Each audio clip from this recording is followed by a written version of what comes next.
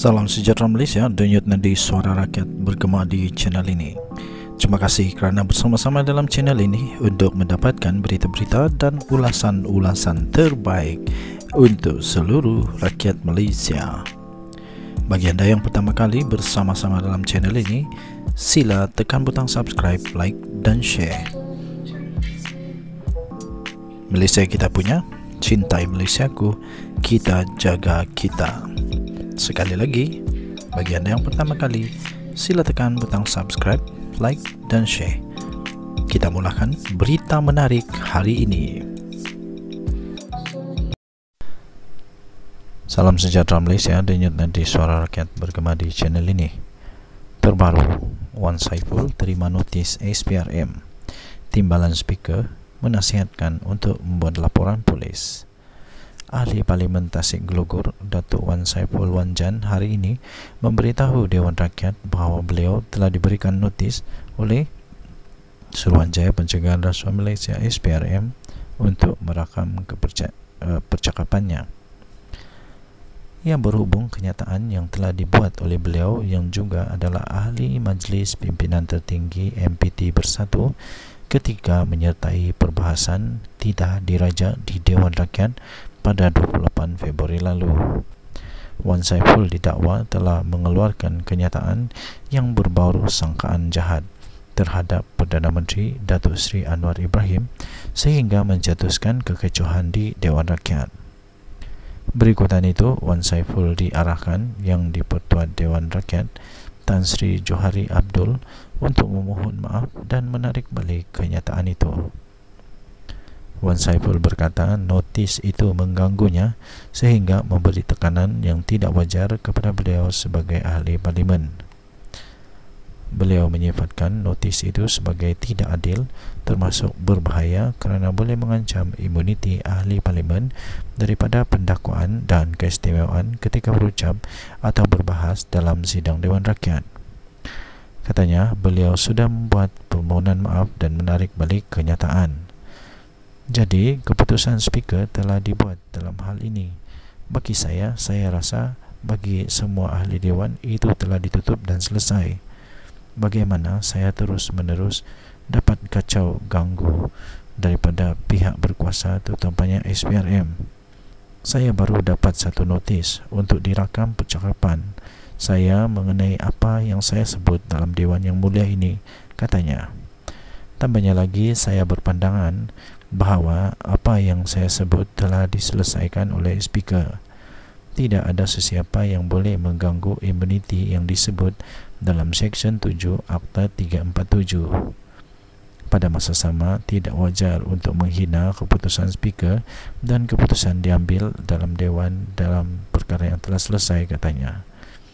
Tambahnya, jadi bila ada kacau ganggu yang begini, bagi saya ini satu tekanan yang tidak wajar yang diberikan kepada ahli parlimen dalam hal sedemikian. Saya nak tarik perhatian bahawa ada pelanggaran yang berlaku dan saya rasa tindakan diambil oleh SPRM ini telah melanggar bukan saja imuniti ahli parlimen yang disebut dalam Seksyen 7 Akta 347 tetapi juga melanggar keputusan speaker, katanya.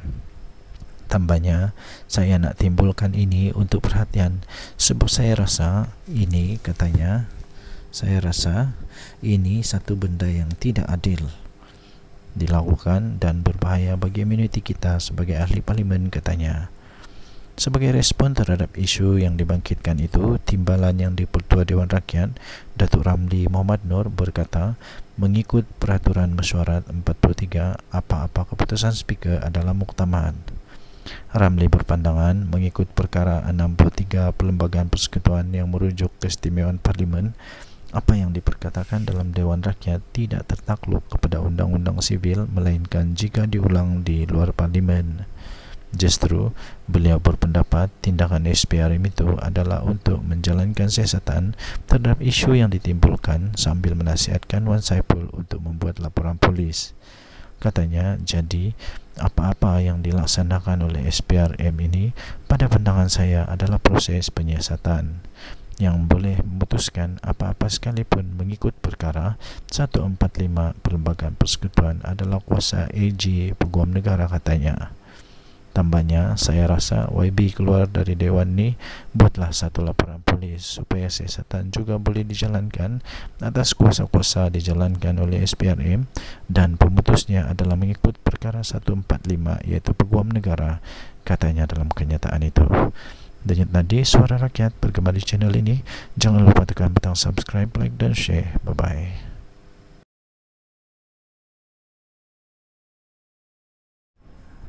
Salam sejahtera Malaysia. Disahkan, ini disahkan ya. Saya ingin sahkan bahawa perkara ini betul sudah terjadi. Ini bukan akan, ini sudah. Kalau past tense Inggrisnya itu sudah past tense, sudah berlaku. Jadi ini bukan lagi satu andaian, ini bukan satu lagi hanya satu cerita-cerita kedai kopi ke apa, tidak. Tapi ini betul-betul sudah berlaku. Seorang adun daripada Perikatan Nasional, seorang ahli politik daripada Perikatan Nasional, akhirnya mengumumkan menyokong kerajaan. Betul lah apa yang dikatakan oleh Bukit Gantang. Memang ada dari Selangor yang ambil keputusan untuk menyokong kerajaan. Ini pasti akan menyebabkan Muhyiddin Yassin tak boleh tidur lena. Azmin Ali lagi, ketua pembangkang di Selangor, minta maaf. Minta maaf, anda kehilangan satu orang. Siapa dia? Keputusan ini telah dibuat dengan rela hati. Itu kata Abdul Rashid. Abdul Rashid adalah bekas ketua Badan Pimpinan Bersatu Selangor. Datuk Abdul Rashid Asari mengesahkan, menyokong, memberi sokongan ke atas kepimpinan Datuk Seri Amiruddin Syari pada hari ini. Abdul Rashid yang juga adalah ahli Dewan Undangan Negeri Adun untuk Selat Kelang berkata, keputusan itu dibuat setelah setelah meneliti perkembangan semasa dan mengambil kira beberapa faktor utama. Beliau berkata, ini pengakuan dia. Jadi harap-harap orang-orang Perikatan Nasional jangan kasih pusing-pusing, sebab ini pengakuan dia sendiri. Ini bukan pengakuan daripada Datuk Seri Anwar Ibrahim atau Amiruddin Syari. Ini bukan pengakuan dari dorang, tapi ini pengakuan orangnya yang sendiri yang telah pun membuat keputusan untuk menyokong kerajaan. Beliau membuat pengumuman, mengakui sendiri. Beliau berkata, keputusan ini dibuat dengan rela hati tanpa sebarang paksaan. Setelah beliau meneliti titah ucapan Sultan Selangor yang memuji pentadbiran Kerajaan Negeri Selangor yang berada di landasan yang tepat demi untuk kemajuan negeri dan kesejahteraan rakyat.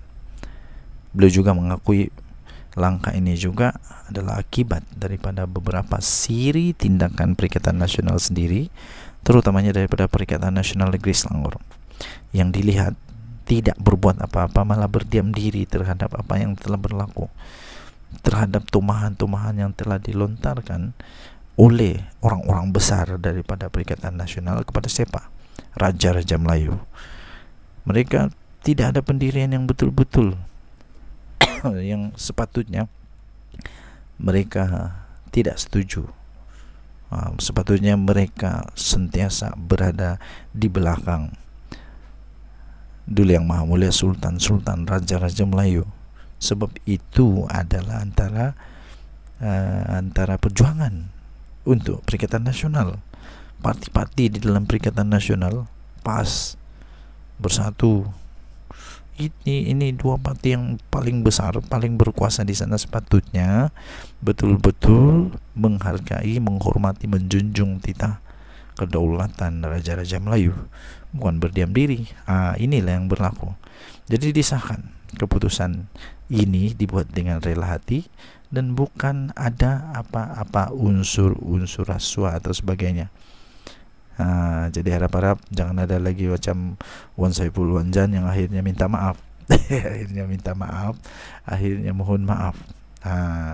Harap-harap tak ada lagi yang kata apa macam-macam lah, fitnah kah, tak fitnah kah, tapi janganlah cakap dimanapun. di dalam parlimen kah, di luar parlimen kah, di mana-mana. Sebab yang nanti yang masalah diri sendiri. Kena siasat, susah juga. Denyut nadi suara rakyat. Bagaimana channel ini? Bye-bye.